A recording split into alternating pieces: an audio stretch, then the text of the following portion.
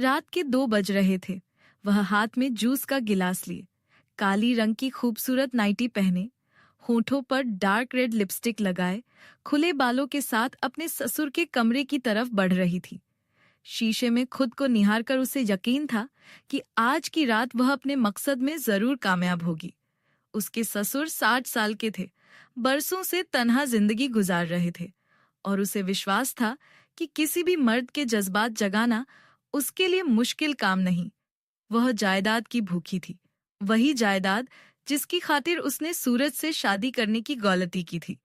पैसा ही उसकी जिंदगी की सबसे बड़ी कमी था और अब वह उसे किसी भी कीमत पर हासिल करना चाहती थी, चाहे इसके लिए उसे अपने ही ससुर के साथ रात क्यों ना गुजारनी पड़े। उसने जूस के गिलास में एक नशे की गोली मिला दी थी। सोचा था कि अगर ससुर आसानी से उसके जाल में ना फंसे तो यह गोली उसका काम आसान कर देगी। उसे यकीन था कि इस बड़े बंगले में इस वक्त उसके और ससुर के अलावा कोई नहीं होगा, क्योंकि सारे नौकर रात 10 बजे ही अपने क्वार्टर में चले जाते थे। दरअसल शादी से पहले वह खुद इसी कंपनी में काम करती थी। सूरज भी वहीं काम करता था, मगर उस वक्त उसे नहीं मालूम था कि सूरज वहां मालिक का बेटा होने के बावजूद एक मामूली कर्मचारी की हैसियत से काम करता है। उसने अपनी अदाओं से सूरज को फंसाया था, यह सोचकर कि यह शादी उसकी किस्मत बदल देगी। मगर शादी के अगले ही दिन उसे अपने पति की असली हैसियत का अंदाजा हो गया था। डाइनिंग टेबल पर ससुर ने नौकरों के सामने ही सूरज को खरी खोटी सुना दी थी और सूरज सिर झुकाए चुपचाप खड़ा रहा था। उसे समझ आ गया था कि जब इस घर में उसके पति की ही कोई हैसियत नहीं, तो उसकी खुद की क्या हैसियत होगी। बहुत कोशिशों के बावजूद वह यह नहीं जान सकी कि आखिर पिता पुत्र के बीच झगड़े की वजह क्या थी। नौकरों को कुछ नहीं मालूम था और जब भी वह सूरज से यह बात पूछती, वह गुस्से में बाहर निकल जाता। उन्हें एक छोटा सा कमरा मिला था जो महल के स्टोर रूम जैसा लगता। ना कोई एसी, ना ज्यादा सामान। ऐसा लगता जैसे ससुर ने तरस खाकर यह जगह दी हो। हर छोटी छोटी ख्वाहिश पर सूरज हिसाब किताब लगाने बैठ जाता कि उसकी तनख्वाह में यह मुमकिन है या नहीं, और यही बात उसके तन बदन में आग लगा देती। दिन गुजरते गए और उसके भीतर की बेचैनी बढ़ती चली गई। महल में रहकर भी उसकी औकात नौकरों जैसी ही थी। ना अच्छे कपड़े थे, ना कोई इज्जत। घर में अगर किसी का हुक्म चलता था तो वह उसके ससुर का ही चलता था। कुछ ही महीनों में उसे यह समझ आ गया कि अगर उसे पूरी जायदाद का सुख भोगना है तो उसे अपने ससुर का दिल जीतना होगा, फिर चाहे उसके पति को यह पसंद आए या ना आए। उसने ससुर की सेवा करनी शुरू कर दी। कभी चाय बनाकर देती, कभी जूस, कभी नए नए पकवान। ससुर के सामने ऐसे कपड़े पहनने लगी जो उसकी खूबसूरती को उजागर करते, मगर उन पर उसकी अदाओं का कोई असर नहीं होता था। इसी बीच एक दिन सूरज काम से लौटते ही सीधा अपने बाप के कमरे में चला गया, जो पहले कभी नहीं हुआ था। थोड़ी देर बाद ही उन दोनों के बीच तेज झगड़े की आवाजें आने लगीं। वह बीच में जाने से इसलिए हिचकिचाई कि कहीं इससे ससुर की नजरों में उसकी अपनी पोजीशन ना बिगड़ जाए। थोड़ी देर बाद सूरज गुस्से में कमरे में आया और कहने लगा कि अब वे इस घर में नहीं रहेंगे, वह किराए के घर का इंतजाम करेगा। यह सुनकर उसके सिर पर मानो आसमान गिर पड़ा। उसने बहुत समझाने की कोशिश की, मगर सूरज नहीं माना। सामान बांधकर वह उसे उस बंगले से बाहर ले आया। उसका दिल बुरी तरह बेचैन हो गया था, क्योंकि वह किसी भी सूरत उस महल जैसे घर को छोड़ना नहीं चाहती थी, मगर पति के फैसले के आगे वह बेबस थी। छोटे से घर में शिफ्ट होने के बाद उनके बीच अक्सर छोटी छोटी बातों पर झगड़े होने लगे। वह अक्सर सूरज को कोसती कि उसने बेवजह अपने बाप से झगड़ा करके यह हाल कर लिया। सूरज हर बार बस खामोश होकर गहरी नजरों से उसे देखता रहता। ये खामोशी उसे किसी रात जैसी लगती थी। फिर एक दिन सूरज ने बताया कि वह एक हफ्ते के लिए दूसरे शहर जा रहा है। चाहता था कि वह इस दौरान अपनी माँ के घर चली जाए, मगर उसने मना कर दिया और कहा कि वह अकेली रह सकती है। सूरज ने बस इतनी हिदायत दी कि उसकी गैर मौजूदगी में वह अपने बाप से कोई संपर्क ना रखे। वे उससे हद से ज्यादा नफरत करते हैं। यह सुनते ही उसके जहन में एक शरारती ख्याल कौंध गया। यह तो एक सुनहरा मौका था। तन्हाई का फायदा उठाकर अपने बूढ़े ससुर को अपने जाल में फंसाने का। उसके चेहरे पर मुस्कान फैल गई। सूरज ने पूछा भी कि वह क्यों मुस्कुरा रही है, तो उसने बहाना बना दिया कि वापसी पर उसे एक सरप्राइज मिलेगा। सूरज उसकी इस मुस्कान को देखकर खुश हो गया, गले लगाकर विदा हुआ और अगले ही पल वह अपने असली इरादे पर अमल करने की तैयारी में जुट गई। शाम होते ही वह थोड़ा सा सामान लेकर सीधे अपने ससुर के दरवाजे पर जा पहुंची। रोते हुए बताया कि उनका बेटा उसे तन्हा छोड़कर चला गया है, उसे तब तक अपने पास रख लें। ससुर हैरान तो हुए, मगर बिना ज्यादा सवाल किए उन्होंने उसका कमरा खुलवा दिया और अब वह बस रात के उस पल का इंतजार करने लगी जब वह आसानी से अपना मकसद पूरा कर सकती थी। इंतजार के उन घंटों में उसके मन में तरह तरह के ख्याल आते रहे। वह सोचती कि आखिर उसने ऐसी क्या गलती की थी कि उसका नसीब उसे हमेशा खाली हाथ ही रखता। बचपन से ही उसने अपने घर में तंगी देखी थी। माँ बाप की मेहनत के बावजूद पैसों की कमी हमेशा घर में मौजूद रहती। यही वजह थी कि जब उसे ससुराल में करोड़ों की जायदाद और आलीशान बंगले का पता चला, तो उसके भीतर एक अजीब सी लालच की आग जल उठी थी। उसने कभी यह नहीं सोचा था कि यह सारी दौलत असल में उसके पति की नहीं, बल्कि उसके ससुर की है। और अब जब सच्चाई सामने आ चुकी थी, तो वह किसी भी कीमत पर उस दौलत को अपने हाथ से जाने नहीं देना चाहती थी। उसने खुद को यह समझा लिया था कि मोहब्बत जैसी चीजें सिर्फ किताबों और फिल्मों में अच्छी लगती हैं। असली दुनिया में सिर्फ पैसा ही मायने रखता है। वह अपने आप को एक ऐसी औरत मानती थी जो अपनी खूबसूरती और अदाओं से किसी भी मर्द को अपने इशारों पर नचा सकती है, और आज रात वह इसी हुनर को आजमाने वाली थी। उसे यह गुमान भी नहीं था कि जिस जाल को वह बुन रही है, वह खुद उसी में बुरी तरह फंसने वाली है। रात के 2 बजते ही उसने आखिरी बार शीशे में खुद को निहारा, बाल संवारे, लिपस्टिक ठीक की और जूस का गिलास उठाकर धीरे धीरे कदम बढ़ाते हुए ससुर के कमरे की तरफ चल पड़ी। रास्ते भर उसके दिल में एक अजीब सी घबराहट और उत्साह का मिला जुला एहसास था। वह बार बार खुद को यह यकीन दिलाती रही कि यह उसकी जिंदगी की सबसे बड़ी रात साबित होगी, कि इसके बाद उसे कभी किसी चीज की कमी महसूस नहीं होगी। वह अपने आप में इतनी मशगूल थी कि उसे यह ख्याल तक नहीं आया कि शायद यह सब इतना आसान ना हो, कि तकदीर उसके लिए कुछ और ही लिख चुकी है। दरवाजे पर हाथ रखते ही वह हल्के से खुल गया और उसने बिना किसी हिचकिचाहट के भीतर कदम रख दिया। उसे लग रहा था जैसे किस्मत की देवी आज पूरी तरह उस पर मेहरबान है, कि आज की रात के बाद उसकी सारी तकलीफें, सारी तंगहाली हमेशा के लिए खत्म हो जाएंगी। वह खुद को इस खेल की सबसे चतुर खिलाड़ी समझ रही थी, ये भूलकर कि कभी-कभी सबसे बड़ा फरेब वही होता है जो हमें सबसे आसान और यकीनी लगता है। उसकी सांसें तेज हो रही थीं, दिल जोर-जोर से धड़क रहा था, मगर यह धड़कन डर की नहीं बल्कि जीत की उम्मीद की थी। और यही उम्मीद अगले ही पल उसके सामने एक ऐसी हकीकत बनकर आने वाली थी जिसकी उसने कभी कल्पना भी नहीं की थी। क्योंकि जिस कमरे में वह इतने यकीन के साथ दाखिल हुई थी, वहां जो मंजर उसका इंतजार कर रहा था, वह उसकी पूरी सोची समझी योजना को एक ही पल में तबाह करने वाला था। और आने वाले कुछ ही पलों में उसकी पूरी दुनिया, उसका पूरा फरेब उसके अपने ही सामने बेनकाब होने वाला था। वह अभी तक नहीं जानती थी कि जिस रात को वह अपनी किस्मत बदलने वाली रात समझ रही थी, वही रात उसकी असलियत की सबसे बड़ी गवाह बनने वाली थी। जैसे ही वह कमरे में दाखिल हुई, उसके होश उड़ गए, क्योंकि ससुर अकेले नहीं थे। उनके साथ ही सूरज भी बैठा हुआ था। दोनों बाप बेटे बड़े इत्मीनान से बातें कर रहे थे। उन दोनों को साथ देखकर वह हक्का बक्का रह गई।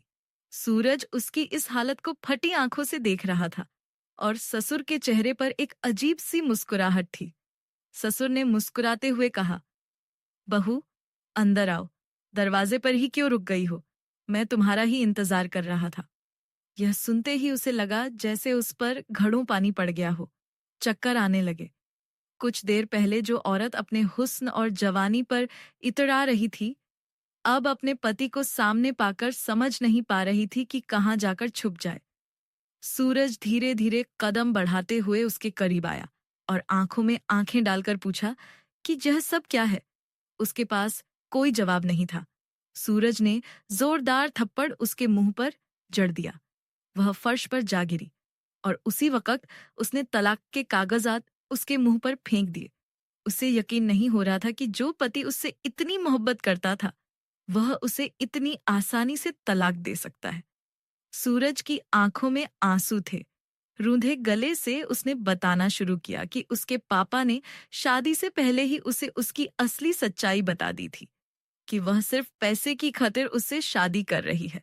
मगर उसने अपने बाप की बात ना मानते हुए यह कहा था कि हर गरीब लड़की पैसे की दीवानी नहीं होती। उसे अपनी मोहब्बत पर पूरा भरोसा था। पापा ने उसे परखने के लिए कहा और तभी से उन्होंने उसे नौकर बनाकर पेश किया। खुद मालिक बनकर उससे नफरत का नाटक करने लगे ताकि यह विश्वास हो सके कि सूरज के पास कोई दौलत जायदाद नहीं है। पापा को यकीन था कि वे सही साबित होंगे, इसलिए तलाकों के कागजात पहले ही तैयार करवा रखे थे। सूरज कहता रहा कि उसे उम्मीद थी कि उसके खाली हाथ होने पर भी उसकी पत्नी उससे उतना ही प्यार करेगी, मगर हर गुजरते दिन के साथ वह उससे दूर होती चली गई। फिर भी उसने अपनी मोहब्बत में कोई कमी नहीं छोड़ी। वह अपनी मोहब्बत से उसे जीतना चाहता था, मगर दौलत की चाह ने उसे उससे छीन लिया और छोटी छोटी बातों पर झगड़े शुरू हो गए। वह जान चुका था कि उसके पापा सही थे, फिर भी वह उसके लिए अपने बाप से लड़ता रहा। और जब एक दिन पापा ने उसे बताया कि वह उनके सामने बेहुदा कपड़ों में आती है, तो उसने विश्वास नहीं किया और ऑफिस से आते ही पापा से झगड़ने चला गया। फिर भी उसने अपने बाप से ज्यादा उस पर भरोसा किया और उसे लेकर अलग हो गया। मगर पापा बार बार यकीन दिलाते रहे। आखिरकार उन्होंने एक आखिरी परीक्षा लेने को कहा कि सूरज दूसरे शहर जाने का नाटक करे और देखे कि उसकी पत्नी उसकी गैर मौजूदगी में क्या करती है। सूरज को यकीन था कि उसकी मोहब्बत जीत जाएगी और पापा का शक हार जाएगा। मगर पापा की बात सच साबित हुई। उसके मना करने के बावजूद वह अपना सामान उठाकर ससुराल चली आई और रात के अंधेरे में इस तरह के कपड़े पहनकर पापा के कमरे तक पहुंच गई। यकीनन उसका मकसद पापा को अपने जाल में फंसाकर जायदाद हासिल करना था।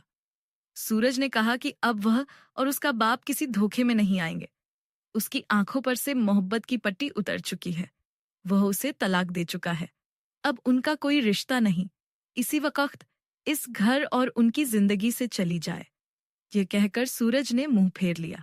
दोबारा उस पर नजर डालना भी गवारा नहीं किया। ससुर भी खामोशी से सिर झुकाए बिस्तर पर बैठ गए।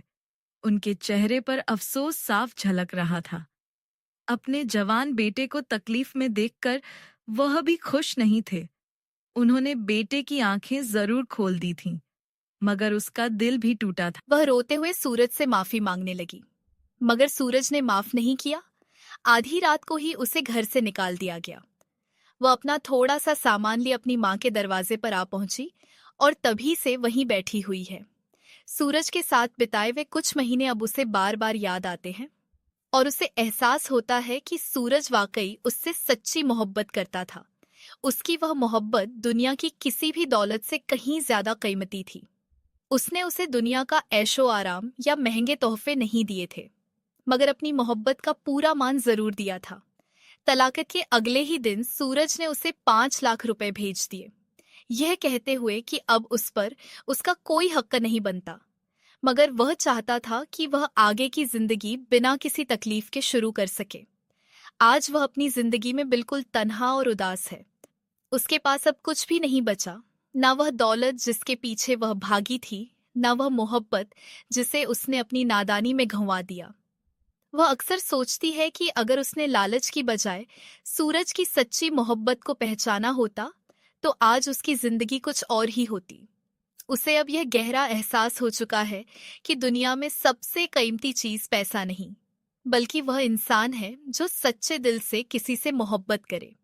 वह अब अपनी हर सहेली और जान पहचान की हर लड़की को यही समझाती है कि लालच में आकर कभी अपना घर बर्बाद न करे, क्योंकि दौलत आती जाती रहती है, मगर सच्ची मोहब्बत बार बार नसीब नहीं होती। यह कहानी हमें सिखाती है कि इंसान का असली इम्तिहान तब होता है जब उसके पास कुछ भी ना हो, और जो इंसान उस वक्त भी साथ निभाए वही सबसे बड़ी दौलत होता है।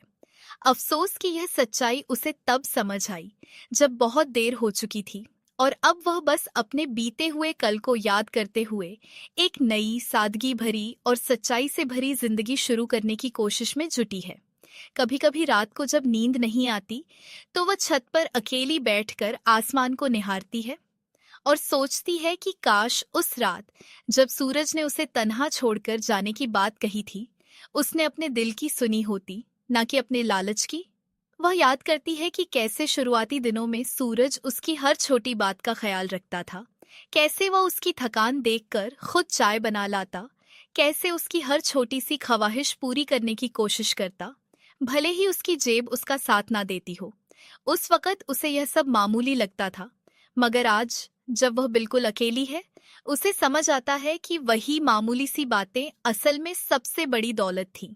उसकी माँ भी उसे समझाती रहती हैं कि गलतियां हर इंसान से होती हैं, मगर जरूरी ये है कि उनसे सीख लेकर आगे बढ़ा जाए।